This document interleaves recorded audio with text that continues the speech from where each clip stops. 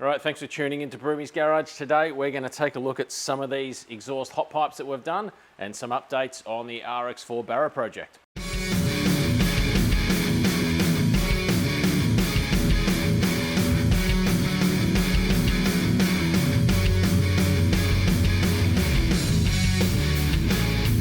I said last time you would have seen the RX4 project, it would have just been sort of engine mounting sort of thing, and that was about it.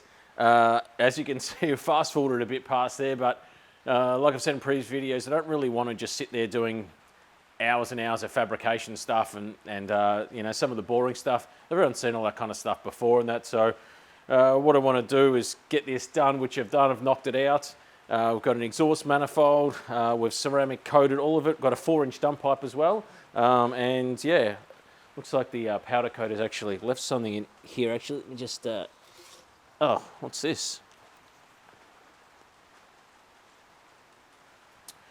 So, if for some reason you're completely oblivious to the fact that it is Full Boost 25th year anniversary, well, now you know. Now, the guys have actually created a whole heap of 25th year anniversary merch. So if you look down below in the comments and also the description, you find a link to their shop, their online shop, where you can get great merch such as you know, your long sleeve t-shirts, singlets, hoodies, all that kind of stuff, beanies, whatever, and heaps of actually different kinds of stickers. So if you're a big Full Boost fan, coming up to Father's Day too, if someone's like, oh, what do I get you for Father's Day? Send them the link to shop.fullboost.com.au, pick out some of your favorites and get some Full Boost merch. Absolutely free content. Best way to support them and say thanks for 25 years of doing this is get on that site and buy some merch. All right, so what we've got here is essentially my hot side all done now. This exhaust manifold, depends on what way you're looking at it, it's a bit of a hodgepodge looking thing in that, so I didn't have much room to play with here. Obviously, got a huge Barra, tiny Mazda engine bay. I had to fit a mid-sized turbo, 66mm sort of turbo with a decent-sized exhaust housing. Also had a 60mm turbo smart gate. So packaging all that up to fit between a strut tower, you got your brake booster and master cylinder. That's a pretty tough job. Now, obviously, I really didn't have enough room to do one of those lovely sort of spaghetti manifolds you'd see from 6 Booster or alike and that. So this is essentially what I've done. Now, what it is, I think it's 32 NB pipe here into 50 NB, which joins into a merge collector. So some people, after I said that this is what I've done, a couple of people mentioned that that's a pretty big runner. Well, it's, you know, it's much smaller down here, and this singular pipe up here, which is almost like a log, is carrying 2 litres of engine capacity essentially, and same with this part here, it's carrying 2 litres of engine capacity. So I thought, you know, seeing as it is actually a log and it's got to carry half the engine's exhaust gases, that, you know, that size is probably about right to not choke it. So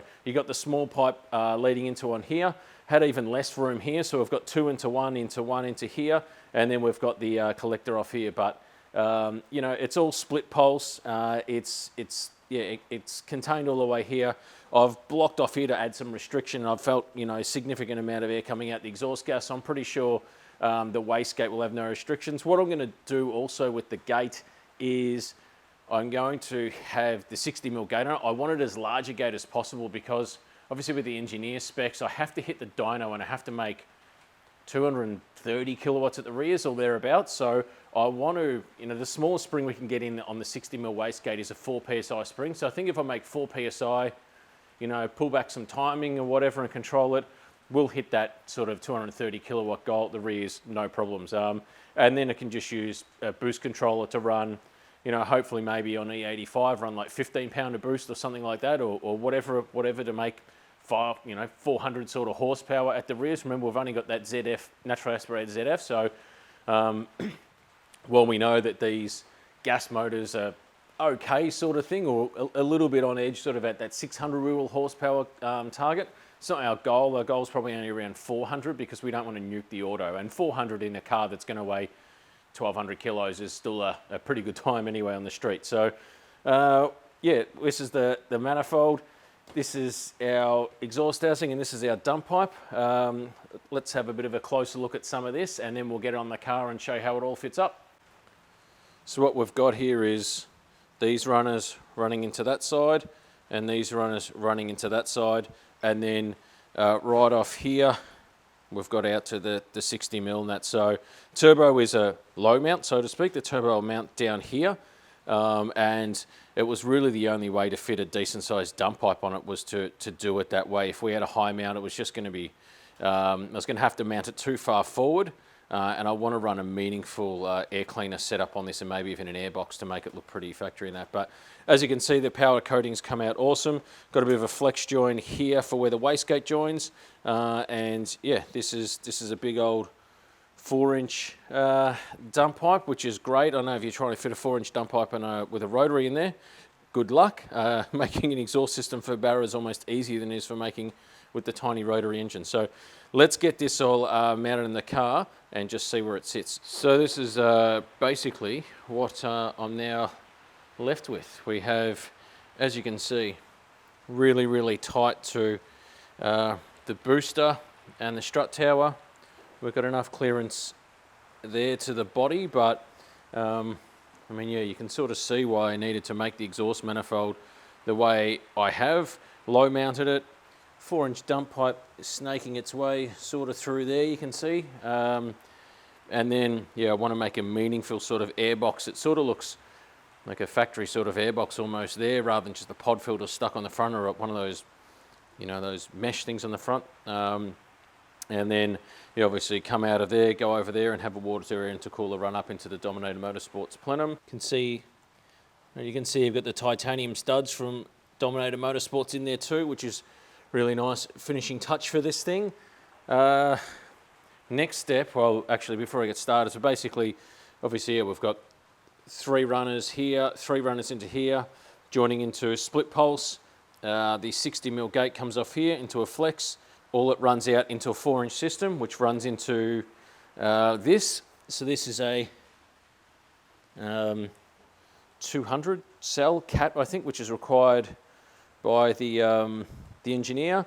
Runs into this 3.5-inch oval, which, as you would have seen before previously, means I can clear the cross member really well. Into 3.5-inch straight, into another 3.5 section off the back, into a single hooker aero chamber muffler. Now, in terms of the single muffler, I'm not sure how loud it's going to be. Obviously, it has to reach a certain decibel requirement, but I mean, I've heard a lot of Barras over my time, turbo Barras, and they seem unbelievably quiet, and many of them are running single mufflers in that. So I'll see what it's like with obviously turbo, cat, and a single muffler. If not, as you can see, the giant straight section in the middle, oh, right here, it's going to be pretty easy to cut something out of there and just put a resonator in regardless. So not really overly concerned about that. I'll do a dB test and we'll see where we're at. And then after that, if I need a resonator, I'll put a resonator in. The only thing I'm worried about obviously is ground clearance, and it'll have to be, yeah, I mean, if it's going to be a 3.5-inch exhaust, 3.5-inch resonator, I'd probably want something where the body's only about 4 or 4.5 inches. So I did look at a couple of resonators and they were sort of 6-inch diameter, and I can't really fit one of those aero chamber or those normal oval style mufflers in there very well either, because the rails, it's tucked in pretty close to the rail. So cross that bridge when it comes to it. Have got a hell of a lot more to do before then. Now, one of the next steps is I really want to do the tunnel in this thing. I want to complete a lot of the real annoying sort of fab to get it to a point where it looks sort of finished. So I think I'll do the tunnel next, and we'll film a fair bit of that, and we'll film how we go about templating it, then cutting out, then welding it in. Raining today as usual. I think it's rained for the last 2 weeks non-stop almost in Melbourne, so apologies if you can hear that. And then the next step will be to get a diff. So I'm going to actually put in probably something with like 3, 4, 5 gears. So I'm looking at like a AU or a BA or whatever ute with an LSD. So I've seen some on Marketplace for like, you know, I can go to pick apart and pull one out myself for $200, but I'm not sure I can be bothered or have the time to do that. So I've seen a couple of Marketplace for like $300, $350 complete with like handbrake cables and brakes and all that kind of stuff. So that's what I'm looking for. If you've wrecked an old BA ute or AU ute or something with those 3, 4, 5 gears in it, let me know, because I'll be definitely interested to pick it up. And then yeah, I'll put the diff in the place where it's meant to be, and then I've actually got to call McDonald's brothers and make sure that they can respline the axles from those, because I know they do it for like, 9-inch axles, 28, 31 spline stuff, and they do the Hiluxes, which are 30, I think. I can't remember. I think these axles might also be 30 spline. So I'll ring them first, just make sure they can respline them, and then I'll cut the diff down. But really, before I cut the diff down, one thing I've got to decide on, which is ultra important for every build and everyone knows, and that is wheels. Something that people who maybe aren't handy with their cars, but they really love the style of their cars and really passionate about their cars too. The number one thing they often focus on are wheels, and it's something you always, if you go around car shows and that, you always see people who might not know exactly what's under the bonnet or, what an ECU does or how it works, but they'll always be like, oh, that's the latest Weld V2, blah, blah, whatever, and that. People who like cars often really, really like wheels. So I don't really care that much about the cosmetics of cars and the wheels and that. I sort of know what's out there and that. Everyone knows old Mazdas, FR Simmons. It's basically the tried and true sort of thing. Yeah, Bud Simmons! This will have forward stud pattern all round, so 5x114.3, which makes it a bit easier to get wheels. I really like the wheels that the Street Pro ones. Obviously, for those that don't know, I used to work at VPW for like 8 years, so I saw the development of like those wheels when I was there, and saw the original Street Pro 005s and how they come about and stuff. And I had the 005s on the front of the 626, and I really like those.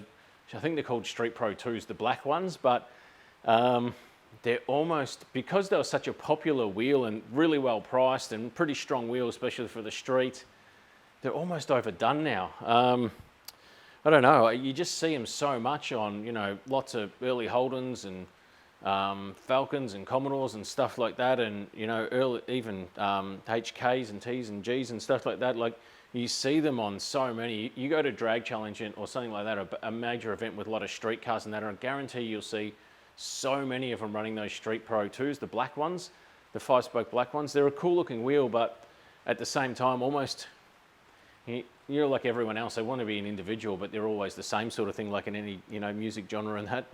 Like hipsters, they're same but different. But yeah, I'm not sure. So, I mean, really, before I start shortening the axles, I need to have the wheels first too. So I've got a major quandary sort of there. So maybe if you guys know what wheels are sort of out there, I think I'm definitely going 15s on the rear, and I'll probably just put 15s on the front as well. I want like a 15x6 up the front and maybe a 15x8 on the rears or something like that, or even a 7.5, doesn't really matter. But yeah, I'm not really a wheel person. I'm not going to put racing wheels like Welds or anything on there. I'm not going to spend $2,000 a corner just to hit a pothole and then to be smashed in oblivion. So prefer to have something that's maybe like a cast style wheel that's a little bit cheaper. I'm not really worried about the weight so much, but something that can stand up to the rigors of driving on the street. So wheels, love to hear your opinion, but yeah, I think in terms of what we've got to do here in the car now, it's pretty clear. We've got some of the, what I would call the cool stuff out of the way,